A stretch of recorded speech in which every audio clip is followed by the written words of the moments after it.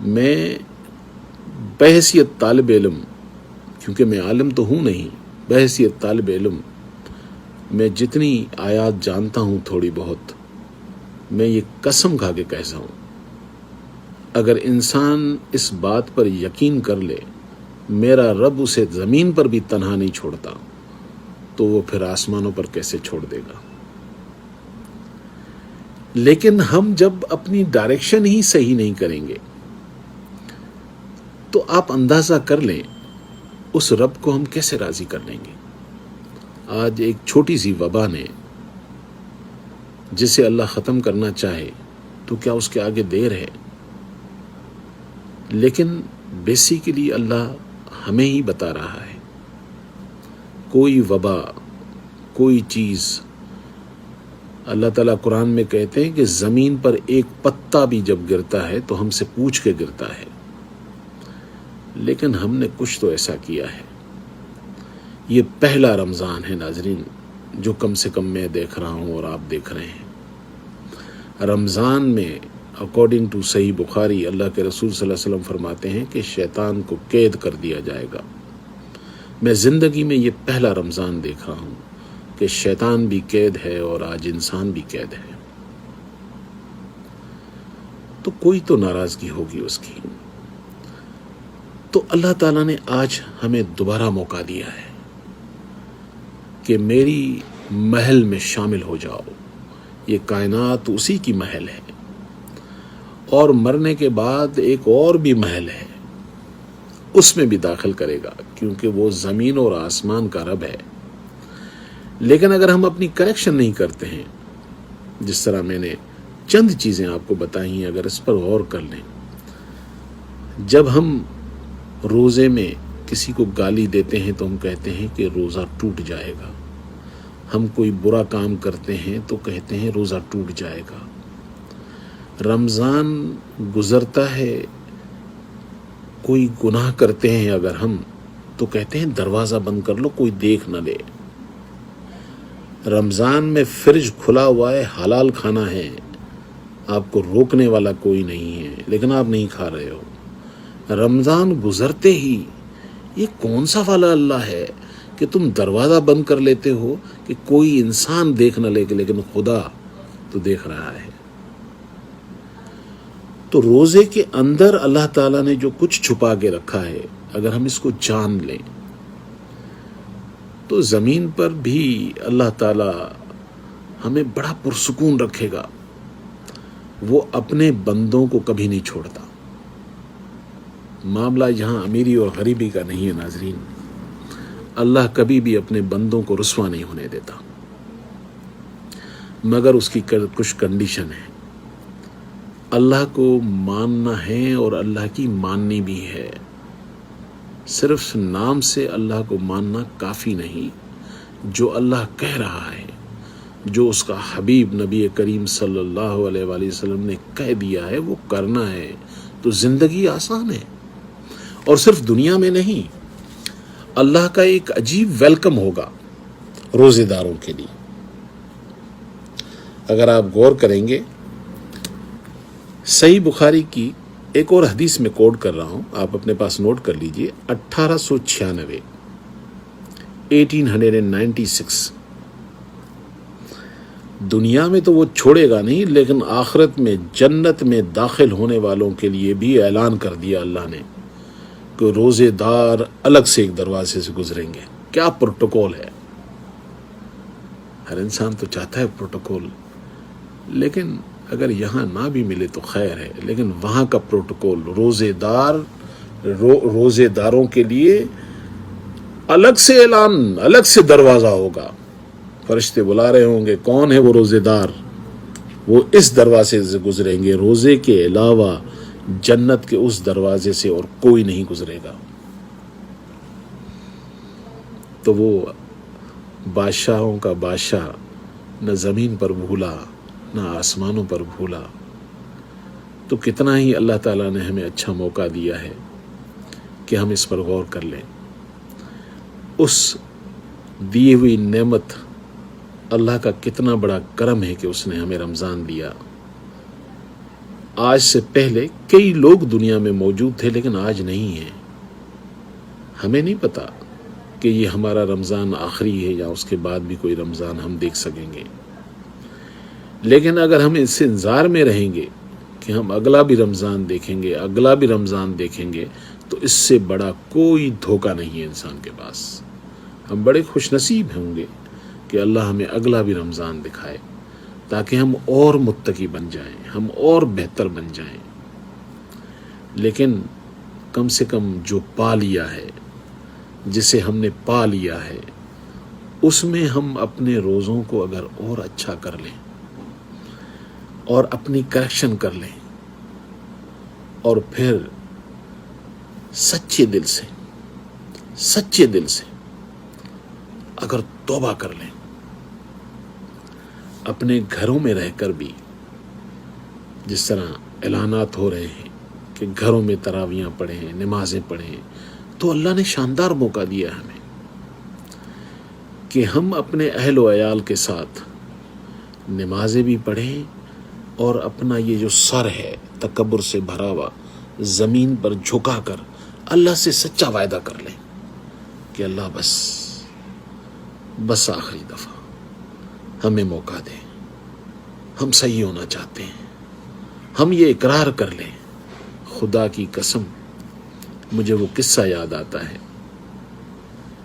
جب موسیٰ علیہ السلام کے قبیلے میں 12 قبائل میں قطع پڑ گیا، لوگوں کو کھانے کے لیے کچھ نہیں ملا، یہاں تک کہ بارش نہیں ہوئی تو فصل نہیں ہوگی. اس زمانے میں لوگوں کا زیادہ تر گزر سفر کھیتی باڑی پہ ہوتا تھا، تو وہ بھوک میں پتے بھی کھا گئے، ٹریز بھی کھا گئے.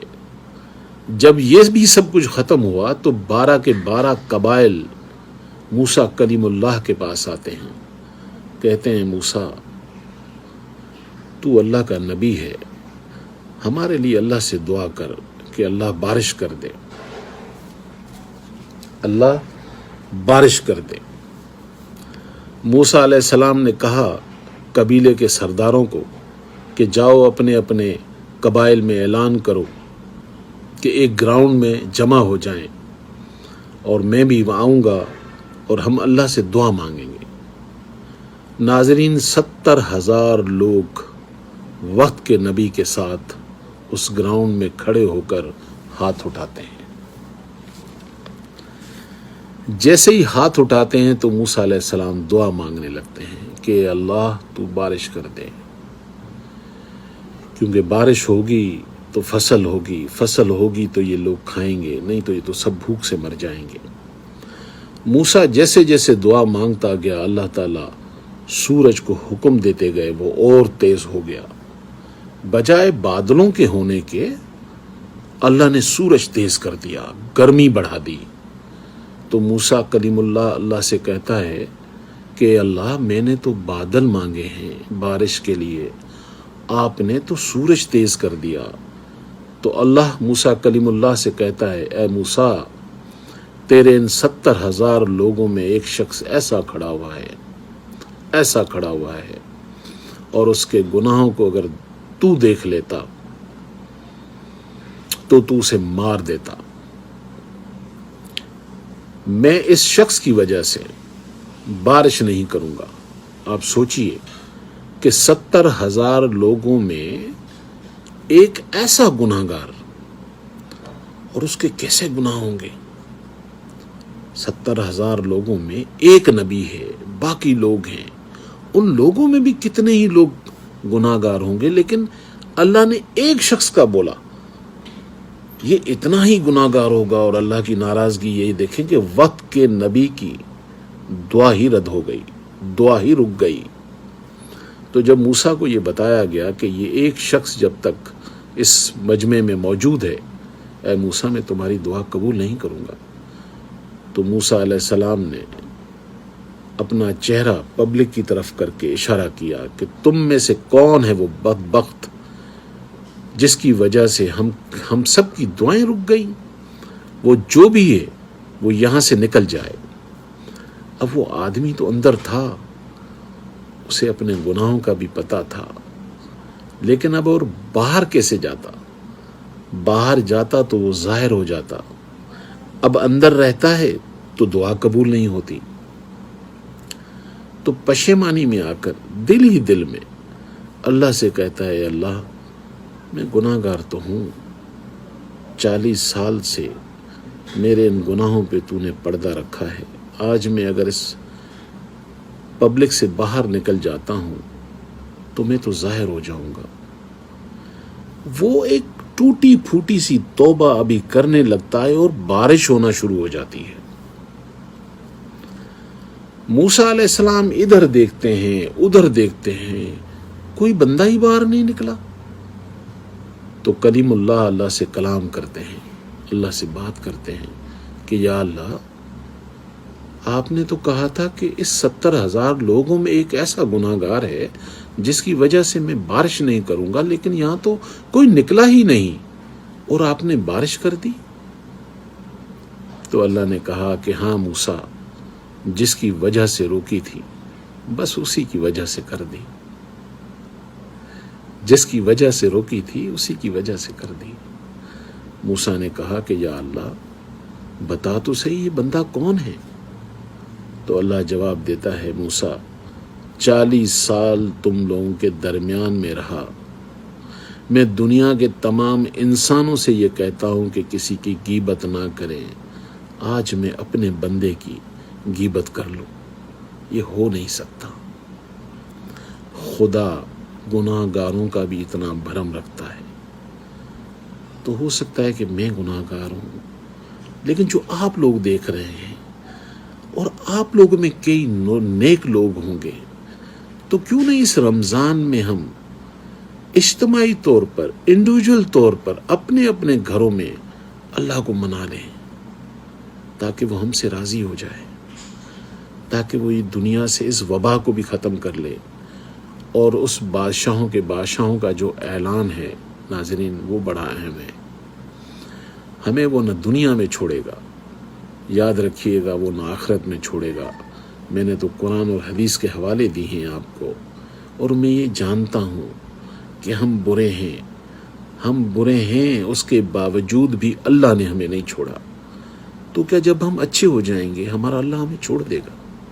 ایسا ہو نہیں سکتا، کیونکہ ایسا وعدہ اللہ نے کیا نہیں ہے۔ نیکسٹ لیکچر انشاءاللہ میرا قرآن پہ ہے ناظرین، ہاؤ ٹو ریڈ قرآن۔ یہ وہ سبجیکٹ ہے، اتنا اہم ہے تو ساری، لیکن بحیثیت طالب علم مجھے ایسا لگ رہا ہے کہ آنے والا جو لیکچر ہے کہ قرآن کا تعارف قرآن سے، قرآن اپنے بارے میں بتائے گا کہ مجھے کیسے پڑھو۔ بحیثیت اسٹوڈنٹ میں نے جس انداز سے دیکھا ہے جن چیزوں کو، میں اسی طرح آیات اور احادیث آپ کے سامنے رکھ دیتا ہوں۔ آپ اسے نوٹ کرتے ہیں، اپنے گھروں میں دوبارہ ری چیک کر سکتے ہیں۔ اللہ تعالی ہم سب کو توفیق دے، اس ماہ رمضان میں اس کی برکتیں ہم اٹھائیں، سمیٹیں۔ اور آخر میں اتنا کہوں گا کہ صحیح بخاری کی یہ حدیث ہے، اللہ کے رسول صلی اللہ علیہ وآلہ وسلم سخی تو تھے، لیکن حدیث کا جو مفہوم ہے کہ رمضان میں آپ اپنی سخاوت کو اتنا تیز کر دیتے تھے، لکھنے والوں نے لکھا ہے کہ ہوا سے بھی زیادہ تیز آپ کی سخاوت ہو جاتی تھی۔ تو ہمیں تو یہ قرآن کا حکم ہے۔ 33 سورہ احزاب کی آیت نمبر 21 اگر ہم پڑھتے ہیں تو اللہ ہمیں حکم دیتا ہے کہ تمہارے لیے بہترین نمونہ، بہترین طریقہ وہ تو اللہ کے رسول صلی اللہ علیہ وسلم ہے۔ تو یہ جتنے بھی تاجر ہیں، جتنے بھی دکاندار ہیں، یہ بھی تو اسی کے امتی ہیں۔ جب اللہ کے رسول سخی ہیں تو اس امت کو کیا کرنا چاہیے؟ اس رمضان میں لوگ بے روزگار ہو چکے ہیں، لوگ گھروں میں بیٹھے ہوئے ہیں، ہم نے ابھی سے کھجوریں مہنگی کر دی، ہم نے ابھی سے پکوڑے گوشت کے بھاؤ کر دیے، ہم نے ابھی سے راشن مہنگے کر دیے۔ کیا یہ سب کچھ کرنے کے بعد ہم سمجھتے ہیں کہ ہم اللہ کو راضی کر لیں گے؟ یہ میرا پیغام ان سب تاجروں کے لیے ہے، ان سب دکانداروں کے لیے ہے جو میری طرح اللہ کے رسول صلی اللہ علیہ وآلہ وسلم کی امت ہے، اس مشن کو آپ بھی شیئر کریں تاکہ یہ بات جتنی آگے پہنچ سکتی ہے پہنچے۔ میں یہ نہیں کہہ رہا ہوں کہ اگر آپ لوگ مفت میں دیں لوگوں کو، لیکن ایٹ لیسٹ اتنا تو کر سکتے ہیں ہم کہ منیمم پروفٹ کر دیں، اتنا پروفٹ کم کر دیں کہ ہم ایک دن کا کھانا خود بھی کھا سکیں، اور وہ غریب آدمی بھی اپنے بچوں کے لیے کوئی کیلے لے سکے، کوئی سبزی لے سکے۔ اگر ہم یہ نہیں کر رہے ہیں تو یاد رکھیے گا ہم اللہ کو راضی نہیں کر رہے ہیں۔ اللہ کو راضی کریں گے، یہ یقین رکھیے گا، اور یہ میں بات اپنی نہیں کہہ رہا ہوں، قرآن کے لیکچر میں تو میں انشاءاللہ جب اگلا سبجیکٹ ہوگا بتاؤں گا، لیکن اگر آپ چاہیں تو 41 سورہ حامیم کی آیت نمبر 30 سے لے کر 36 تک، یہ صرف 6 آیتیں آپ پڑھ لیجئے، آپ کو مزہ آ جائے گا، آپ کا دل چاہے گا سب کچھ ہی دے دو، کیونکہ وہ اتنا کچھ دے دیتا ہے کہ آپ کی زندگی آسان ہو جاتی ہے، اور آپ کی آخرت بھی آسان ہو جاتی ہے، اور وہاں وعدہ میرا رب کرتا ہے، خدا اپنے وعدے سے مکرتا نہیں۔